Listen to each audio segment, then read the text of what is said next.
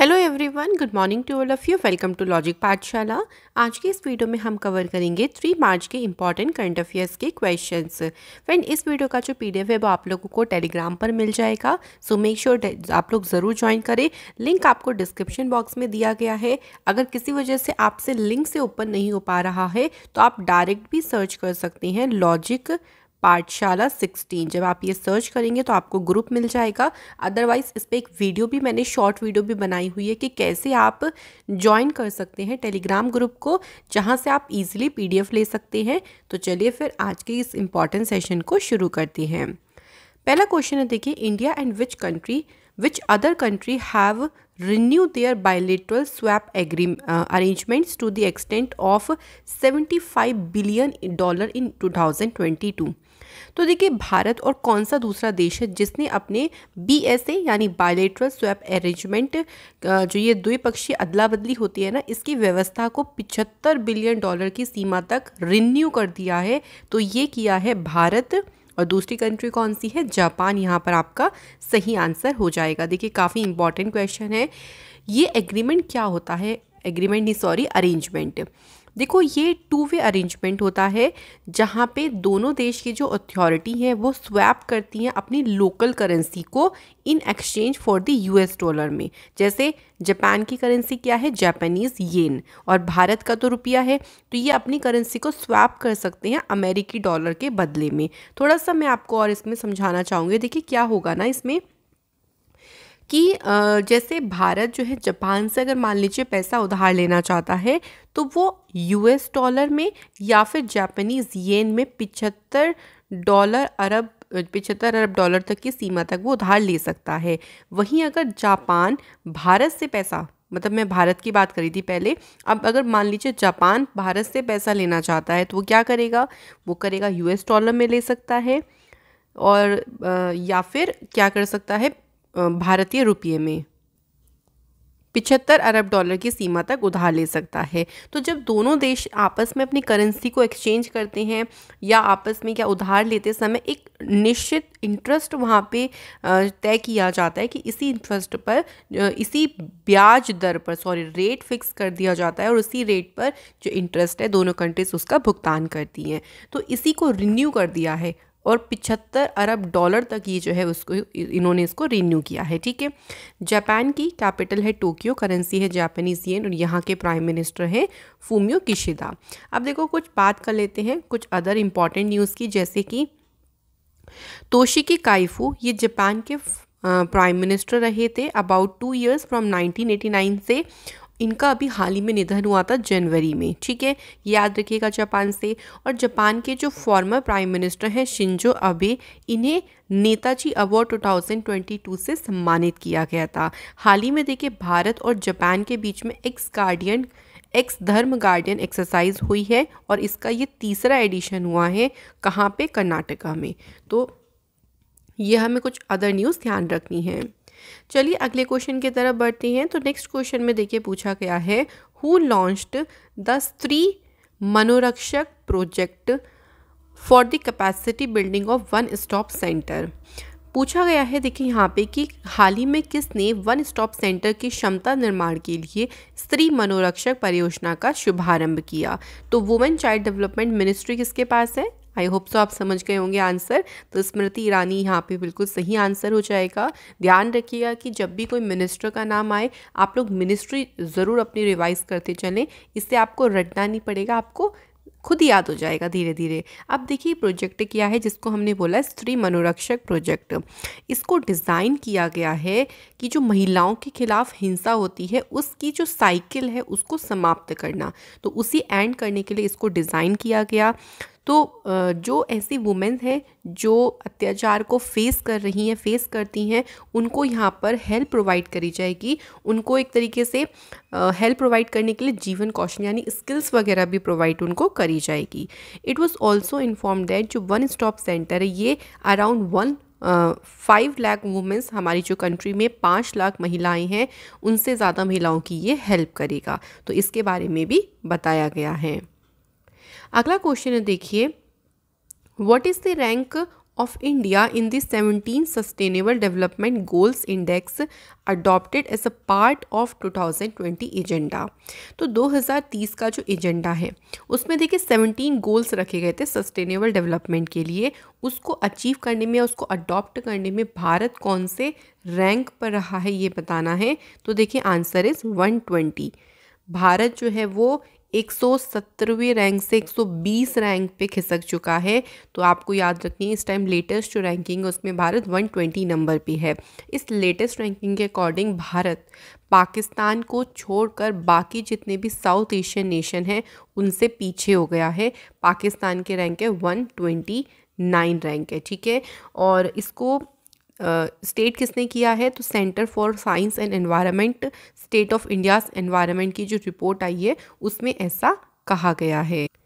देखिए अगर हम बात करते हैं भारत में ही स्टेट वाइज अगर रैंकिंग की बात करते हैं तो स्टेट वाइज रैंकिंग में जो केरल है वो रहा है पहले नंबर पे। सेकंड प्लेस पर तमिलनाडु और हिमाचल प्रदेश रहा। तीसरे नंबर शेयर किया गोवा, कर्नाटक, आंध्र प्रदेश और उत्तराखंड ने। वहीं अगर सबसे लीस्ट की बात करते हैं कि इस टारगेट को कंप्लीट करने में सबसे पीछे कौन सा स्टेट रहा, तो झारखंड और बिहार ये सबसे लीस्ट पोजीशन पर रहे। अब अगर हम यूटी की बात करते हैं तो यूनियन टेरिटरी में चंडीगढ़ रहा पहले नंबर पे। उसके बाद सेकंड प्लेस पर है दिल्ली, लक्षद्वीप एंड पुदुचेरी। तो ये मैंने आपको इंडिया में भी बता दिया कि इंडिया में आपके स्टेट वाइज में किसकी रैंकिंग कहाँ पे है। और वैसे इंडिया की अगर रैंकिंग पूछी जाएगी तो भारत इस बार 120 नंबर पे पहुँच गया है। कुछ और रैंकिंग की बात करते हैं, जैसे देखिए अभी हाल ही में इंटरनेशनल आईपी इंडेक्स जारी किया गया जिसमें भारत की जो रैंक रही वो 43 नंबर की रही। टॉप कंट्रीज़ में रही यूएसए। इंडिया ने तीसरी रैंक हासिल करी है यूएस ग्रीन बिल्डिंग काउंसिल में और इसमें चाइना रहा टॉप पोजीशन पे। ग्लोबल एंटरप्रेन्योरशिप मॉनिटर की जो रिपोर्ट आई उसमें भारत है 4th नंबर पे। टॉप कंट्री है सऊदी अरेबिया। वहीं इंडिया जो है जो EIU's की जो डेमोक्रेसी इंडेक्स है इसमें भारत रहा 46 नंबर पे और इसमें टॉप कंट्री रहा है नॉर्वे। तो रैंकिंग से भी देखिए डेफिनेटली क्वेश्चन बनता है। मैं इस पर एक अलग वीडियो ज़रूर लेके आऊँगी जिसमें हम 2022 में जो जो रैंकिंग्स आई हैं उनको कवर करेंगे ताकि अलग से भी आपको एक वीडियो मिल जाए। नेक्स्ट क्वेश्चन है देखिए, which of the following union minister has launched the electronic bill processing system, जो कि ईज़ ऑफ डूइंग बिजनेस का ही एक पार्ट है। बताना है कि किसके द्वारा इसे लॉन्च किया गया है। Answer is Nirmala Sitharaman. तो निर्मला सीतारमण जी के पास में कौन सी मिनिस्ट्री है? ध्यान रखेंगे फाइनेंस मिनिस्ट्री है। और बजट भी किसने पेश किया था? निर्मला सीतारमण जी ने ही पेश किया था। अब देखिए उन्होंने देखो जो भी केंद्रीय बजट पेश किया था उसमें इस ई गवर्नेंस इनिशिएटिव की पहले ही उन्होंने घोषणा कर दी थी, लेकिन अब फाइनली इसे लॉन्च कर दिया गया है। इसको जितने भी सेंट्रल मिनिस्ट्रीज़ हैं या जितने भी डिपार्टमेंट हैं उन सभी में इस जो सिस्टम है ई इलेक्ट्रॉनिक बिल प्रोसेसिंग सिस्टम जो है इसको लागू किया जाएगा। कुछ और एडिशनल इन्फॉर्मेशन की बात करें तो देखिए हाल ही में जो यूनियन एग्रीकल्चर मिनिस्टर हैं नरेंद्र सिंह तोमर जी, इन्होंने मेरी पॉलिसी मेरा हाथ इस इनिशिएटिव को शुरू किया और इसमें फार्मर्स को उनके क्रॉप का इंश्योरेंस कराने के लिए मोटिवेट किया जाएगा। इसके बाद MSME जो मिनिस्टर हैं नारायण राणे, इन्होंने यूनियन MSME रुपए क्रेडिट कार्ड को लॉन्च किया यूनियन बैंक ऑफ इंडिया के। वहीं डॉक्टर मनसुख मांडविया जी जिनके पास हेल्थ मिनिस्ट्री है, इन्होंने ICMR या DHR पॉलिसी को लॉन्च किया। तो ध्यान रखिएगा कुछ एडिशनल इन्फॉर्मेशन में हम पुरानी इन्फॉर्मेशन को रिवाइज करते चलते हैं ताकि हम उससे बने रहें, मतलब कांटेक्ट में।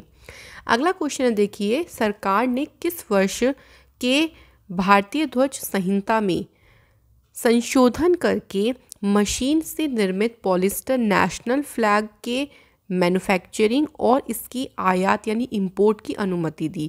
तो ये किस वर्ष का हमें बताना है अमेंडमेंट था फ्लैग कोड का? तो आंसर हो जाएगा 2002। तो यहाँ पे आंसर है ऑप्शन नंबर डी। ठीक है, अब देखो इसमें क्या था कि ये जो नियम बना था 2002 में, इससे पहले जो झंडा बनाया जाता था वो हाथ से जो बुना जाता था, हैंड स्पन या आप कह लीजिए ऊन, कपास, रेशम, खादी, इसके द्वारा ही झंडे को बनाने की अनुमति थी। 2019 में मशीन से बने झंडों के आयात पर प्रतिबंध लगा दिया गया था। ठीक है, 2002 में तो कहा था, लेकिन 2019 में जो मशीन से झंडे बनते थे उनके आयात पर प्रतिबंध हो गया था। झंडे बनते थे लेकिन उसको इंपोर्ट नहीं किया जाता था। तो इससे क्या होता था कि बहुत सारा नुकसान हो जाता था। और ये उन जितने भी विशाल जो फ्लैग्स लगाए जाते हैं उनको जो नुकसान होता है उसमें भी ये सहायता प्रदान करेगा, क्योंकि क्या होता था कि जब सनडाउन था, मतलब सूर्यास्त के समय वो नीचे नहीं किए जाते थे, जिसकी वजह से वो काफ़ी ज़्यादा उनको नुकसान हो जाता था। ठीक है, ध्यान रखिएगा। इसके बाद है question, which of the following in association with Gurugram based NGO, और जिसका नाम है SM सहगल फाउंडेशन। तो इसके साथ में मिलके किस फाउंडेशन ने एक इंटीग्रेटेड वाटरशेड डेवलपमेंट प्रोजेक्ट शुरू किया, जल खुशहाली नाम से। तो बात करते हैं इस प्रोजेक्ट की, तो देखिए राइट आंसर हो जाएगा पेहल फाउंडेशन ने इसमें सेगल फाउंडेशन के साथ में मिलकर जल खुशहाली इस परियोजना को शुरू किया है। अब इसके अंतर्गत क्या होगा, देखिए इसका मेन उद्देश्य ये है, पहली बात तो इसे राजस्थान के करौली डिस्ट्रिक्ट में लॉन्च किया गया, और इसका उद्देश्य है कि करौली में जो ब्लॉक है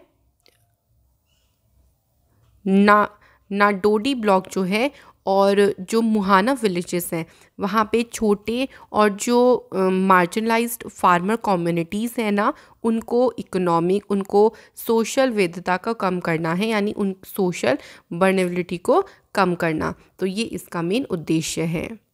इसके बाद है देखिए legendary cricketer Sonny Samadhin Ramadhin, sorry for that.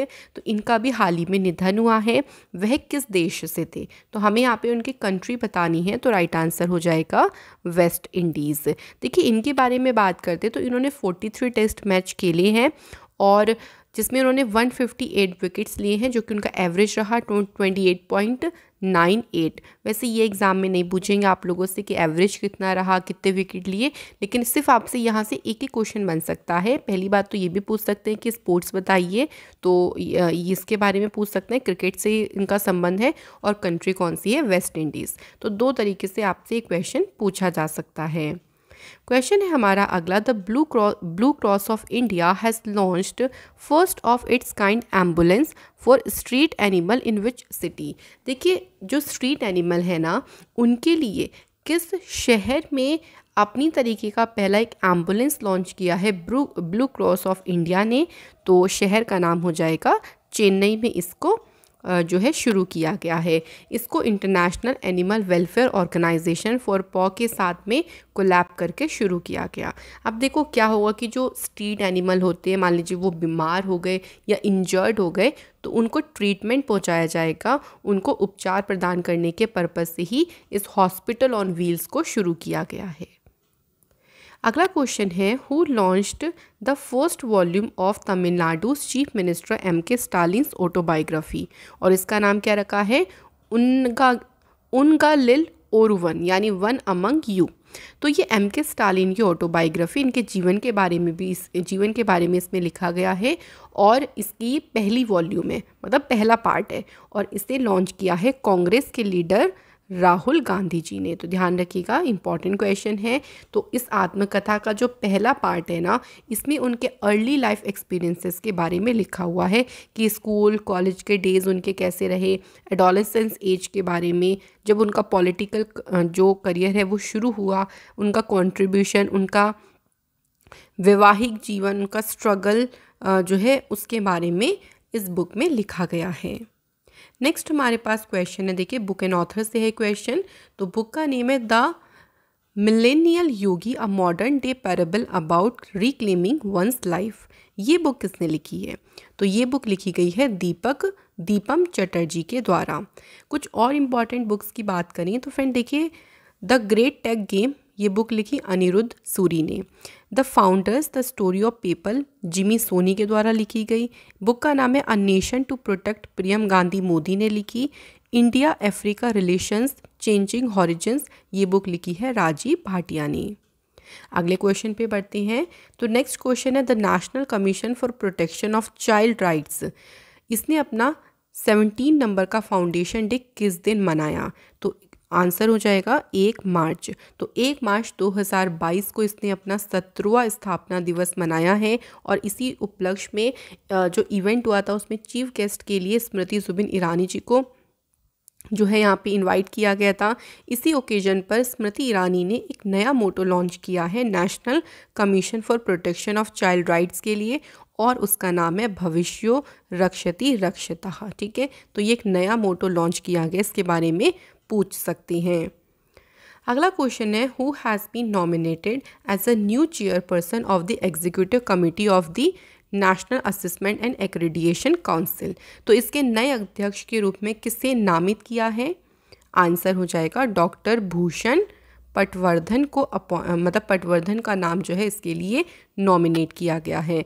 Present time में देखिए कोविड-19 पर अंत विषय आयुष अनुसंधान जो आयुष रिसर्च एंड डेवलपमेंट है उसके ये चेयरमैन हैं करंट टाइम में और he has been a member of several academic research and policy committee जिसमें नीति आयोग भी इंक्लूड है। तो कई सारी कमिटीज़ के ये मेंबर भी रही हैं। नेक्स्ट क्वेश्चन है देखिए who among the following leaders has been stripped of Olympic order award by the International Olympic Committee. Important question. तो देखिए हाल ही में इंटरनेशनल ओलंपिक कमेटी के द्वारा किस नेता से ओलंपिक ऑर्डर पुरस्कार छीन लिया गया? तो आप समझ ही गए होंगे आंसर वैसे तो, क्योंकि रशिया और यूक्रेन के बीच में आपको पता है क्या चल रहा है, उसी को देखते हुए व्लादिमीर पुतिन के द्वारा, व्लादिमीर पुतिन जो कि रशिया के प्रेसिडेंट हैं, उनसे इस ऑर्डर को छीन लिया गया है या कह लीजिए वापस ले लिया गया है। ठीक है, तो यूक्रेन पर जो आक्रमण है उसके जवाब में रूसी जो रशिया के राष्ट्रपति हैं उनसे इस पुरस्कार को छीन लिया गया। इंटरनेशनल ओलंपिक कमेटी जो है ये नॉन गवर्नमेंटल स्पोर्ट ऑर्गेनाइजेशन है जिसका हेडक्वार्टर है लॉजेन स्विट्ज़रलैंड में। अगले क्वेश्चन की तरफ बढ़ते हैं। तो the 31st south east Asian games ये बिगेस्ट स्पोर्टिंग इवेंट है इस क्षेत्र का, इसका आयोजन कौन से देश में किया जाएगा?